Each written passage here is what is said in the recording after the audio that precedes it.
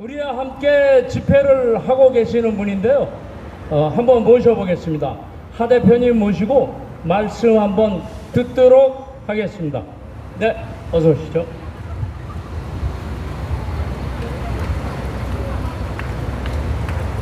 안녕하십니까.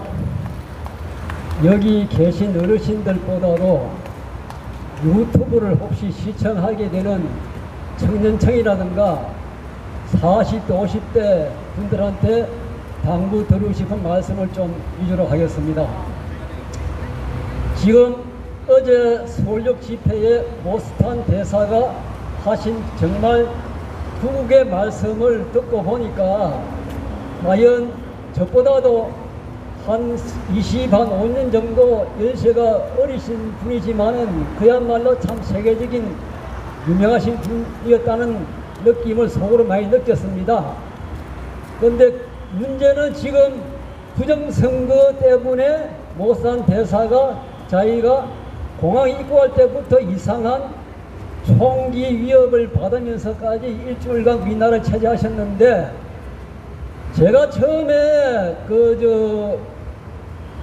2020년 4.15 총선 때에 부정선거라는 얘기를 들었을 때에 여러 가지 우리나라 국내에서도 말씀을 많이 하셨겠지만은 월터 미베인이라는 미국의 정치학과 교수가 우리나라의 선거를 분석해서 부정선거 소지가 아주 농후하다 이렇게 발표를 했는데, 박근혜 대통령 시절에 내각의 통계청장을 한 미인이 유경준이란 작자가 자기가 분석을 하니까 98%가 부정선거 아니다 이렇게 말을 했더라고요.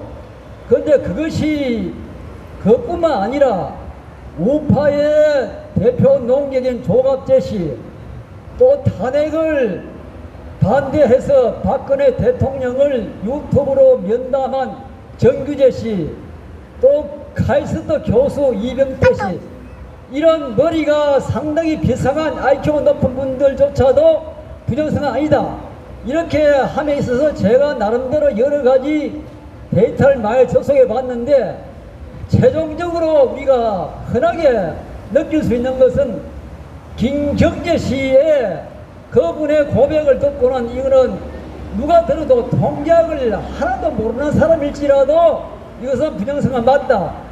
벌써 15년 전에 이것이 발표됐는데 아직 우리 국민들은 깨어나지 못하고 이제서 젊은 일부 대학교 청년들이 자유대학이라는 단체를 만들어서 어제도 보니까 자유대학 청년들이 주축이 돼가지고 거기에 탈북자 대표인 이윤택 씨가 무대 장치를 제공했더라고요. 그러면 우리나라에 보수파 나라를 안보를 걱정하는 그런 정당이 있느냐? 그 정당은 애초부터 박근혜 대통령 탄핵에 대해서 아예 67명이라는 그 많은 집단들이 김무성과 같이 반역을 한 그런 연유에서인지 부정선거에 붙잡아 꺼내지 마라, 그 말을 윤석열 대통령도 당선되고 나서 그런 얘기를 했더랍니다. 그런데 그 양반이 작년도 12월 3일날 개엄할 때는 그런 말을 전혀 안 하고 오히려 개엄 포고문 세 번째에 의과대학 정원을 반대하는 무리들을 빨리 엄단 체포하라 이런 말을 하다가 자기가 불리해지니까 12월 12일날 발표한 선언문에 보니까 이리저리 저러저러 해가지고 선거 가입비 시스템 문제가 되니까 그걸 점검하려 했다 이렇게 얘기를 하고 있어요. 그러나 참 우리나라가 옛날에 제가 졸업할 시절이 68년도 65년도입니다 그때 다 아시겠지만은 121 공비사태, 김신조 31명 무리, 청와대 습격 사건, 그런 너무나 잘 아시는데 그 해에 같은 해에 미국 내 정부 수입함 태블로 함이 납치가 됐어요. 또 거기다가 미 공군 정찰기를 북한 공군기가 격출시키는 바람에 승무원 전원 31명이 전사라는 그런 사건이 생기고요. 그래서 예비군이 설립되고 고등학교와 대학교에 군사 교련이 실기되었는데 이런 거를 볼 때에 지금 우리가 박근혜 대통령 탄핵 2016년 12월 그때부터 지금 만 9년이 되었습니다. 만 9년도 우리가 얼마나 여기 대학문에 나와가지고 주일마다 악광을 시간을 낭비하면서 이렇게 대국민 호소를 하고 있지만은 변해진 게 뭐가 있습니까?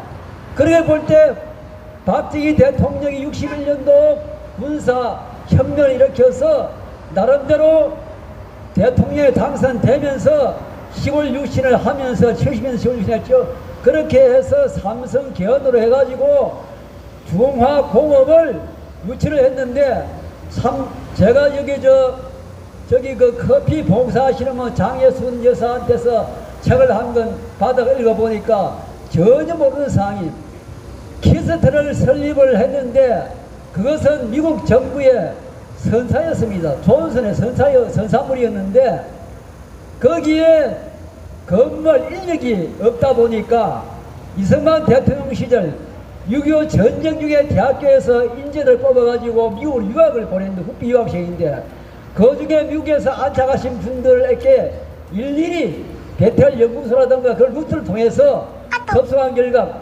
18명, 18명을 선정해서 우리나라에 데려왔는데 그 사람들 봉급은 그야말로 미국에서 있었다면 100%를 받을 월급을 여기 와 겨우 30%밖에 못 받게 됨에도 애국의 열정으로 그분들이 연구를 밤낮이 하다가 그 중에 18명 중에서 5명이 사망했더라고요. 과로사였더라고요. 아, 그런 상황 정말 보니까 참 우리나라는 똑똑한 몇 안 되는 인재들이 이승만 대통령을 비리해서 박정희 대통령을 비리해서 또는 그 박정희 대통령의 억울함을 벗겨준 전두환 대통령 등 이러한 분들이 군사 교육을 과학적으로 받았기 때문에 정확한 목표를 세워서 일보 전지 5개년 목표를 세워가지고 그렇게 전진했고 또 원자력 연구소는 이승만 대통령 계실 때 59년도에 설립됐더라고요. 59년도에. 그러니까 우리나라 건국의 초석을 닦은 이승만 대통령께서 그냥 정치적으로 나라를 세운 것이 아니고 과학 입국을 건설하기 위해서 인재를 골라가지고 선전 유학을 시켰다. 그 결과 그분들이 귀국해서 우리나라의 방산이라든가 여러 가지 그런 중화공업 입국에 입지를 다졌다. 뭐 잘 아시겠지만 박정희 대통령이 군사혁명을 했는데 미국에서는 괜히 정부가 버마등 동남아에 쿠데타가 누운 만일이 나기 때문에 만약에 박정권을 시작이 되면은 이거는 군사 쿠데타를 조장한다 하는 그런 비판을 받고 싶어가지고 일체 우리나라가 요구한 원조의 약속을 뿌리쳤어요. 그 뿌리친 결과 택한 것이 서독에 가서 이렇게 저렇게 여러 가지 경제 원조를 받게 됐지 않습니까? 그리고 65년도에 한일 청구권 협정을 타결했는데 그때 8억 달러가 종잣돈이 된 거죠. 그 당시에 일본의 달러 보유량이 불과 10억 불이었답니다.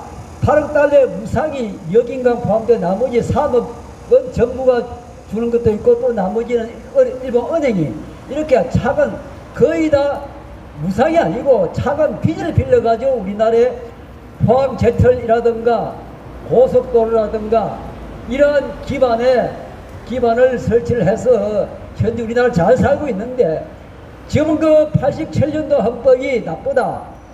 물론 나쁜 조항이 있겠죠. 그러나 지금 너무 해서 오래됐기 날랐기 때문에 우리가 새 양복을 샀는데 그것이 몇십 년 돼가지고 헛옷이 되고 부식이 돼서 새로 갈아야 됩니까? 근데 지금 개헌하다는 것은 분명한 나쁜 목적이 있다. 이렇게 생각이 되고요. 그리고 지난번에 우리 정창환 목사님께서 말씀하신 전자정부 구형한 게 그걸 잠시 제가 이제 실제 현장에서 느낀 것을 말씀드리면은 1999년도에서 2000년 넘어갈 때에 정부에서 또는 과학계에서 일부가 이거 자칫 잘못하면은 컴퓨터가 0000을 바뀌기 때문에 큰일 난다. 이래가 상당히 그때에 말이 많았어요.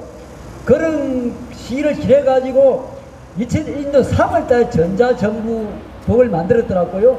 그때는 아마 2002년 3 같으면은 뭐 저게 김대중 때 말기였지 않습니까?